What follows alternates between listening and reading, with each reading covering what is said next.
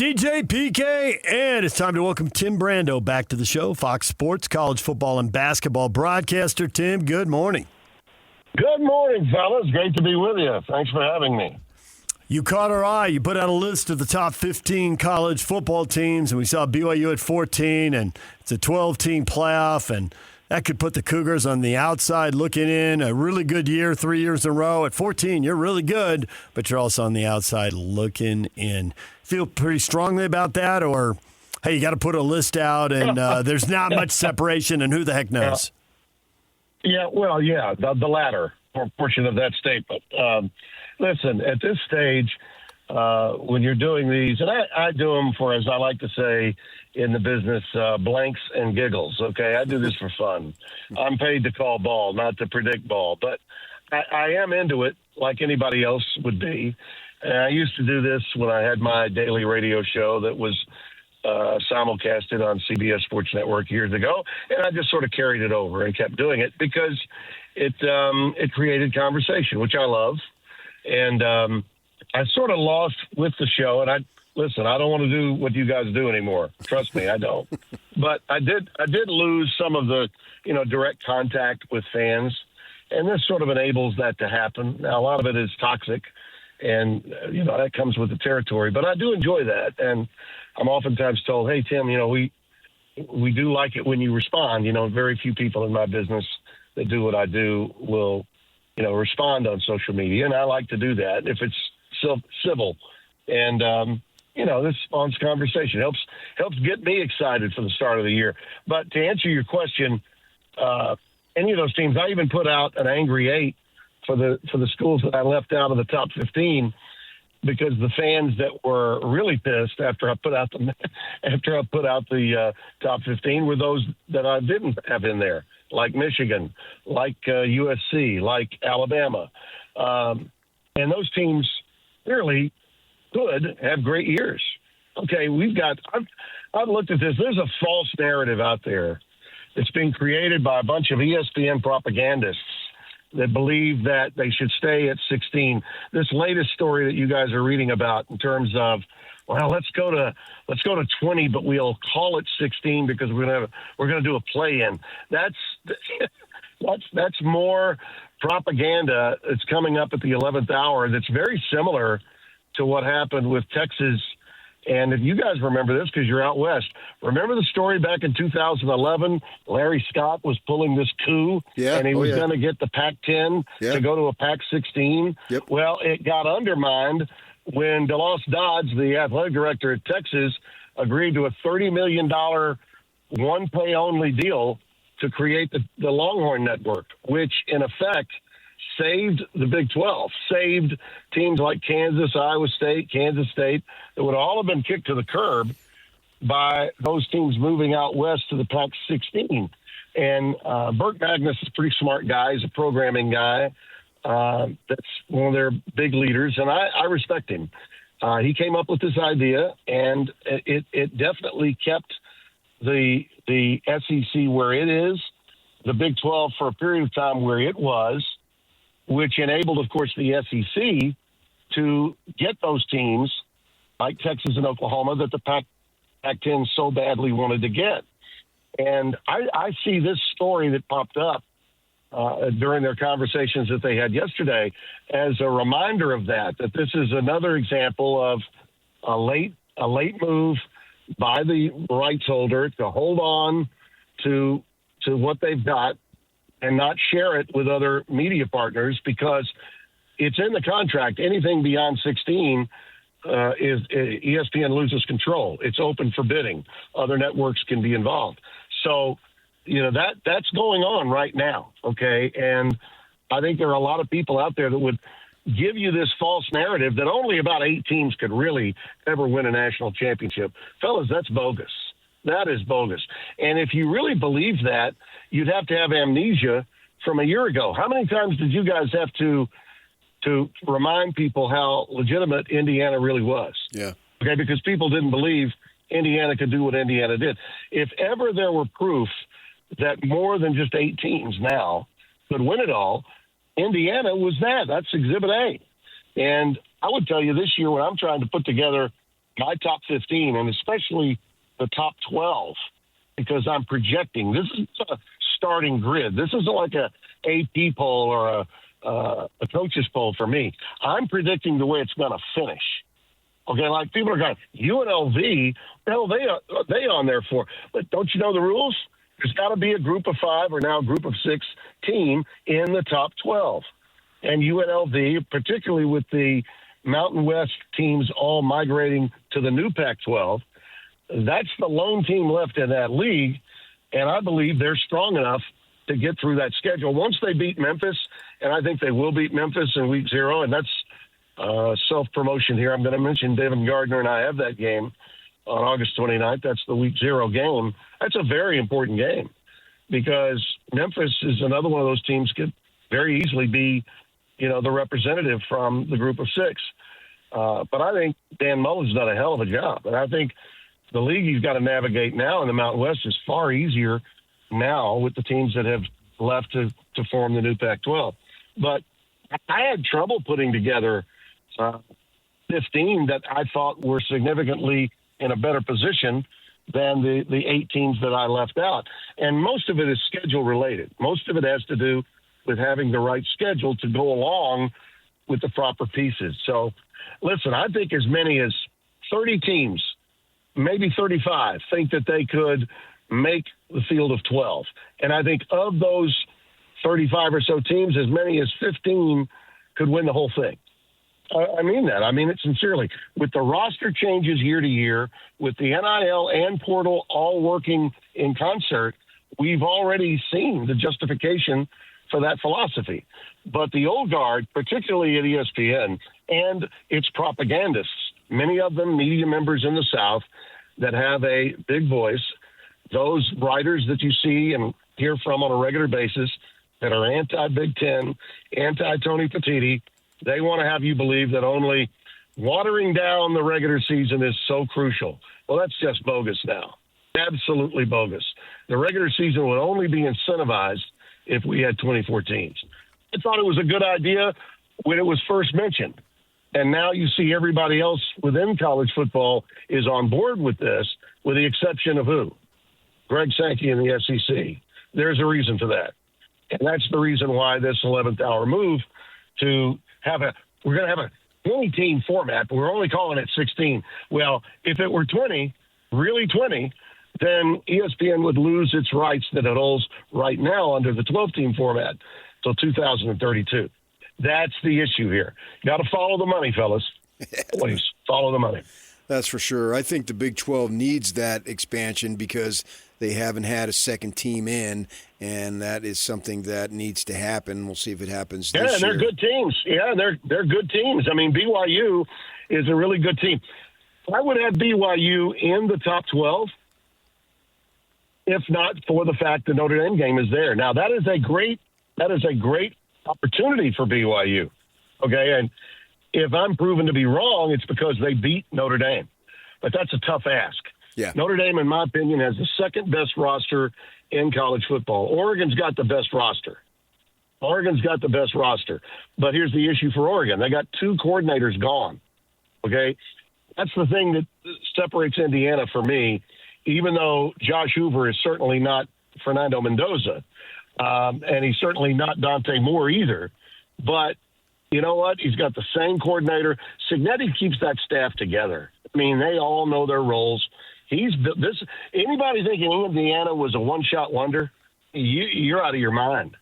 That program is as strong in my mind as any one of the blue bloods that's out there. And if their name was Ohio State, Georgia, Texas, Alabama, or Notre Dame, they would be ranked preseason number 1. They're not, only because their brand obviously still isn't significant enough to warrant that. But I mean, are we going to just believe the brand name propagandists, or are we going to let our eyes lie to us? I mean, Indiana's really, really good. Defense returns pretty much intact. And from an offensive standpoint, the line is going to be good through the portal. They handle that. Good running backs.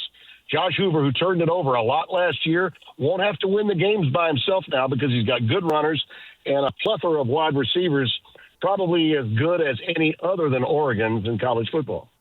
We're joined right now by Tim Brando, Fox Sports college football and basketball broadcaster. Are there going to be any limits? Do you see the CBA, a collective bargaining agreement coming? Do you see Congress passing anything that would limit the money? Or do you think the money just keeps going? It's capitalism, and here we are. Well, I think that if that bill had gotten to the Senate floor last Friday, I think it had a chance of passing. Now, the question will be when they come back, when they reconvene in September, after we get close to we're even closer to the midterms. People are thinking, well, they've got so much other stuff, they might not get to it. I think they're going to get to it. Two major reasons why. One, you've got those branches of government still on the Republican side. It matters more to the Republican side because their senators and their congressmen are all big-time college football fans. And the president is a big-time sports fan. College football is certainly very much a part of that fandom that he so loves. And I think the fact that you had Senator Cantwell on the Democratic side to make this at least a bipartisan bill, there is some Democratic support for it. If they don't get there, and if there are other things going on that are of much greater importance, we don't know what's going to happen, obviously, with a number of these other issues that are out there between now and September. But if they don't get it done, then collective bargaining has got to be the answer. Okay, and it's going to be up to the commissioners to understand that they have to work together to make that work. And I was encouraged to see both the Big Ten and the SEC find a way to make this work with some amendments that were made to the bill. And there may be a couple of more wrinkles between now and September to that bill. But if they don't, then you've got to have a CBA.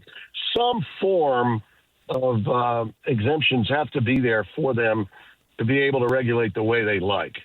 But I think the bill's got more legs than a lot of other people that you might talk to believe. When do you think the expansion of the playoff will be implemented? Oh, immediately. Next year in 27.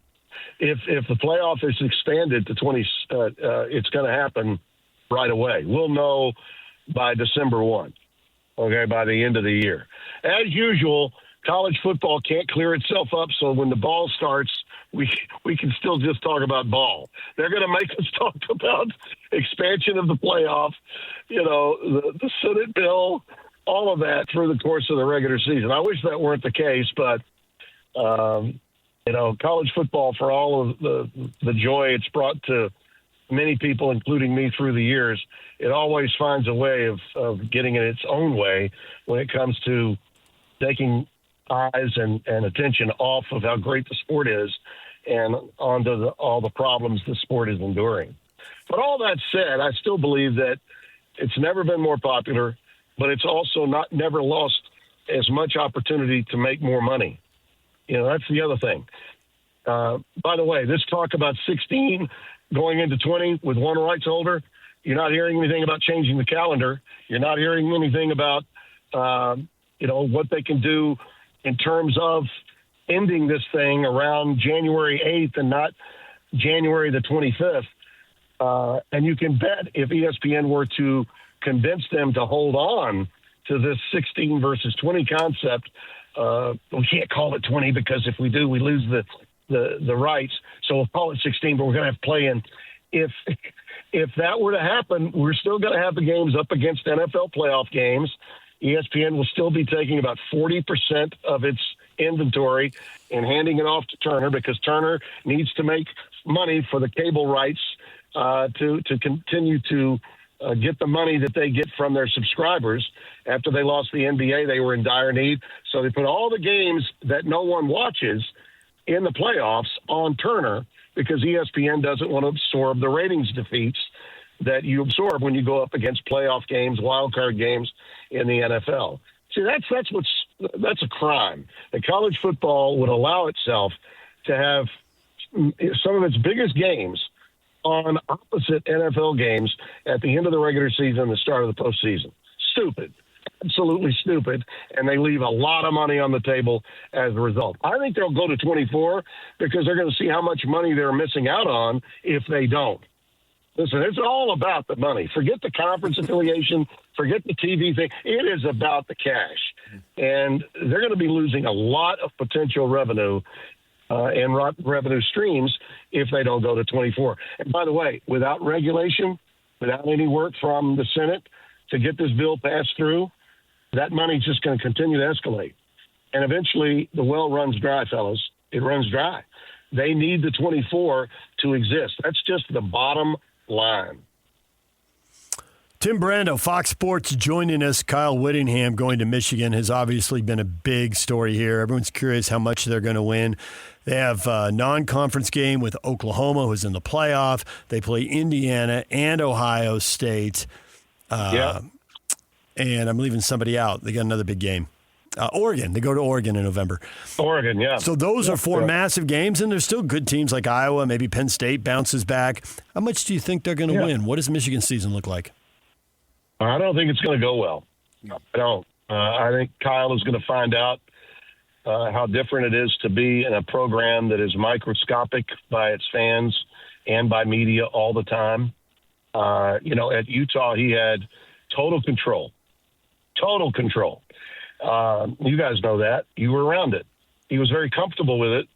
I'm not sure you guys know the circumstances surrounding why they felt the need to go ahead and get it to Morgan Scalley when they did, and he's certainly deserving of having the job. But Kyle's used to doing it his way. And Michigan is such a huge program, it can engulf you. It can absolutely engulf you. And I think there's a comfort zone that he had where he was for all these years that he's going to find out in a hurry does not exist at Michigan. First and foremost, just media obligations. Okay. Kyle's a really hell of a coach.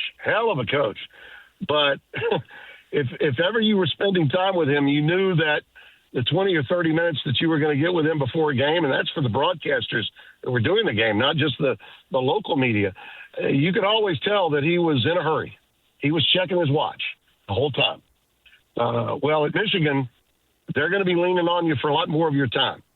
And I think it'll be uncomfortable for him. I also think Bryce Underwood is not there yet. I don't think that his game is where his mouth is. He talks often about how great he sees himself as being as the salvation of Michigan football. And I think he's put a target on himself that he really shouldn't be putting on himself, especially against that schedule. And the offense in and of itself has got great players, yes. And Kyle is getting to coach a level of player that's coming in that he's not had in the past. But with that comes dealing with egos that he's not had to deal with. And Underwood is a numero uno when I bring that up. Tim, we appreciate it as always. We're glad you got to dip your foot back into the world of radio for about 20 minutes. That's about enough, right? By the way, tell the Bear, I think I'm not saying he's going to hibernate. I think BYU is going to have a hell of a year, and I'd love to be wrong about them. I'd love to see two Big 12 teams get in, and I think they've got a really good shot. I do. Yeah, we'd love to see it too. Tim, thank you. We appreciate it. We'll talk to you again down the road. Good to be with you, fellas. Thank you. DJ PK, it's 97.5, the KSL Sports Zone. A lot of that was familiar, right? Close, but the Big 12, there's that perception going in. Yeah, they needed to expand, so get on with it. If we're going to go 24, let's do it. Follow the money, though. He's right about that. And ESPN doesn't want it to go back out to bid. So I just wonder if we're stuck at 12 for a while because the SEC doesn't budge and they just get dug in, and the Big Ten gets dug in and they don't budge. And if they can't agree, then here we are. Doesn't seem like it. I think that there will be a lot of public pressure to cave into it. And what is the SEC's reasoning for not going? What is something that would just catch on attention thinking, oh, yeah, that's exactly right. That's what we need to do. I don't know that there's a reason out there. DJ and PK, it's 97.5, the KSL Sports Zone. We'll get you up to date. Everything you missed in this show coming up next. Slacker headlines are on the way. Stay with us.